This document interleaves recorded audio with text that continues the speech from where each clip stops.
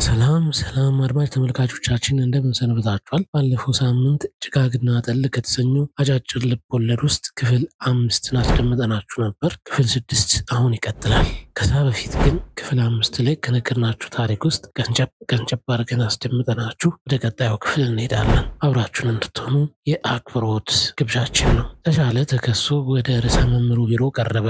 ርዕሰ መምህሩ ተሻለን አንጓጠጡት፣ ሰደቡት፣ አንተ እያሉ ብዙ ነገር ተናገሩት። በመጨረሻም የስም ጠሪውን ጠርተው እስኪ ውጤቱን አሳየኝ አሉ። ተሻለ ከፍተኛ ውጤት ስለነበረው ዳይሬክተሮቹ በጣም ተቆጡ። ይሄ የአንተ ድምር ስህተት ነው እንጂ እሱ ቤት ካላደረ ደብተር ከሌለው ኬት አባቱ አምጥቶ ይሄን ይሰራል አሉት። አስተማሪውን አንጓጠጡት፣ ብዙ ፊት አዋረዱት። ዞር ያሉና ተሻለን ሁለተኛ ይህንን ነገር ብሰማ ከዚች ግቢ ትባረራታለህ፣ አላውን ውጣና ሄድ። ተሻለ አንገቱን እንደደፋ ከቢሮ ወጥቶ ሄደ።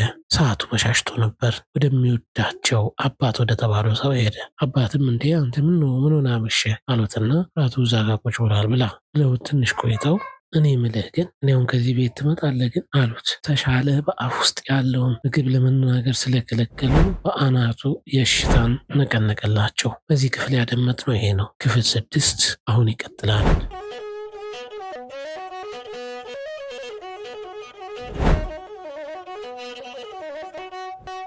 ጭጋግና ጥል ከተሰኘው አጫጭር ልብ ወለድ ውስጥ የተወሰደ። ደራሲ አዳም ረታ፣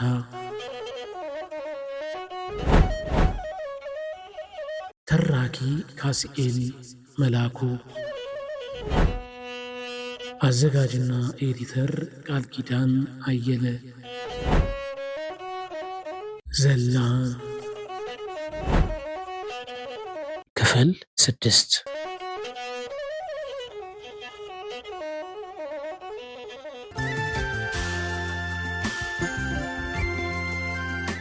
ተሻለ ከተቀመጠበት ተነስቶ የተማሪዎች ሪፖርት ካርድ ወደሚቀመጥበት ሄደና በላስቲክ ገመድ የታሰረ ጥራት ይዞ መጥቶ ስሙን መፈለግ ጀመረ። ማን ያልከኝ? ተሻለ። ሪፖርት ካርዱን ገልጦ ራሱ ሲያነብ ቆይቶ አማርኛ 65፣ እንግሊዝኛ 78፣ ታሪክ 82። ዝም በል በቃ ተው በቃ አሉ ዳይሬክተሩ። ሪፖርት ካርዱን ካስተማሪው ነጥቀው ወደ ጠረጴዛው በመወርወር እየመለሱ ደብተር ከሌለው ቤቱ አድሮ የማያጠና ይህን ማርክ የሚያገኘው ኮርጆ መሆን አለበት፣ ወይም አንተ ዝሮቡ ስትጀምር ተሳስተ ይሆናል። አፋቸው ዳርና ዳር ምራቃቸው ደርቆ የሻማ ቅርፋፊ ይመስሏል። ቲቸር በላይ ስለተወረፈ በአፍረት ተሻለንና ሌላው አስተማሪ እያየ በአረቄ የተመላለጠ ከንፈሩን ነከሰ። መልስ አልሰጠም። ውጣልኝ አሁን አሉ ጮክ ብለው ክፍሉ ውስጥ ያሉት በሙሉ እስኪረበሹ ድረስ። ዳግመኛ ስለ አንተ አንድ ነገር አቤቱታ ብሰማ ከትምህርት ቤት ትወጣለህ አሉት። አንገቱን በፍርሃት ሰብሮ ከክፍሉ እየሮጠ ወጣ። የ11 ሰዓት ፀሐይ ፊቱ ላይ አበራች። አቧራማ ፊቱን ሰንጥቀው ያለፉት የእንባ ጠብታዎች የሰሩት መስመር ጠቆር ብሎ ይታያል። ወደ ኮቴኒ አካባቢ ጉዞውን ጀመረ። ተሻለ መጣ አሉት አንድ ሽማግሌ አዲሱን የግንብ መኖሪያ ቤት የሚቆሙበት የቀን ሰራተኞች አባት የሚሏቸው። አዎ አባት አላቸው ድምፁን ዝቅ አድርጎ። ቀና ብለው አዩትና ለምን ዘገየ? ሰዎች ሁሉ ወደ የቤታቸው ሂደዋል። ራትህ እዚያ ዘንድ አለልህ ብላ፣ ሂሳቡን በኋላ አብረን እናስባለን አሉት። ያጋጠመው ሊነግራቸው አልፈለገም። ራቱን ለመብላት በር አጠገብ ቁጭ አለ። ዕቃዎቹን እኔ አስገቡልዎታለሁ፣ እርሶ ይተኙ አላቸው። አባት የሚቆረቆረው አዲስ ቤት የሚሰራበት ዕቃ እንዳይዘረፍ ቤቱ ጀርባ የቆርቆሮ መጠለያ ቁሞላቸው የሚጠብቁ ዘበኛ ናቸው።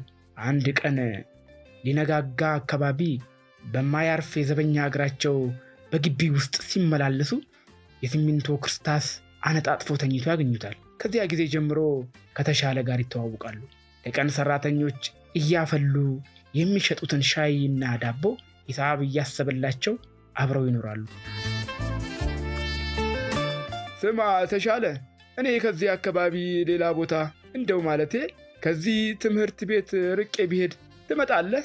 የጦር ሰራዊት ብርድ ልብስ ውስጥ ተጠቅልለው ተቀምጠው ጉንጩን የሞላው ዳቦ አላናግር ስላለው ራሱን ብቻ በአውንታ ነቀነቀ። እንደ በፊቱ ብቻቸውን ጨረቃ ላይ አያፈጡም። ብቻቸውን የኮሽታ ምንጭ ለመፈለግ ጓሮና ስርቻ አይገቡም።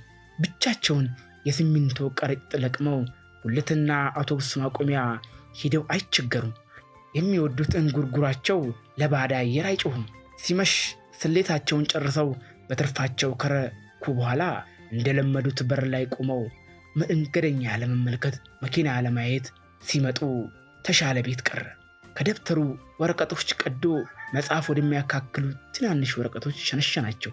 መማሪያ ክፍሉ ውስጥ ያሉትን የዴስኮች ብዛት በአእምሮ አስተላስሎ የሲሚንቶ መያዣ ከረጢት ከሚሰራባቸው በርብርብ ከተጠረዙ ወረቀቶች ያልተበላሹትን እየቀደደ እያወጣ ከከረመ በኋላ ላያቸው ላይ መጻፍ ጀመረ። አባት አልጋ ላይ ወገባቸውን ለማሳረፍ ሲመጡ ቁጭ ብሎ ሲጽፍ ያገኙታል። እንዴ ዛሬስ አላበዛኸው አሉት። ማንበብ እንደሚችሉ ወደሚጽፍበት ወረቀት አጎንብሰው እስክሪብቶ ያተማቸውን ፊደሎች እየተመለከቱ በጠዋት ወደ ትምህርት ቤት ሄደ። ክፍሉ ውስጥ በእያንዳንዱ መማሪያ ዲስክ ላይ አንዳንድ ወረቀት አስቀምጦ ወጣ። የትምህርት ጊዜ ሲጀመር ደውል ሲደወል ተማሪዎች መግባት ጀመሩ።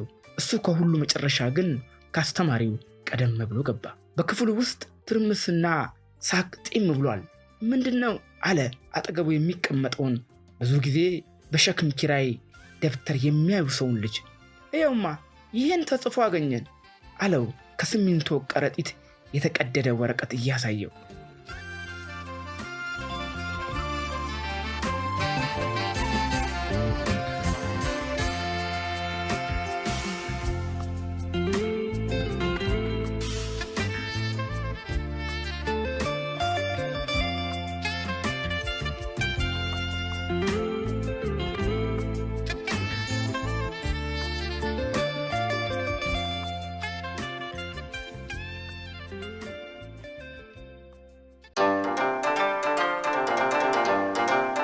ቃልዲስ ፖድካስት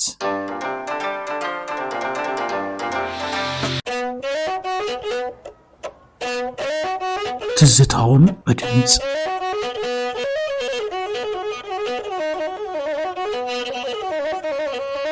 ትዝታውን በድምጽ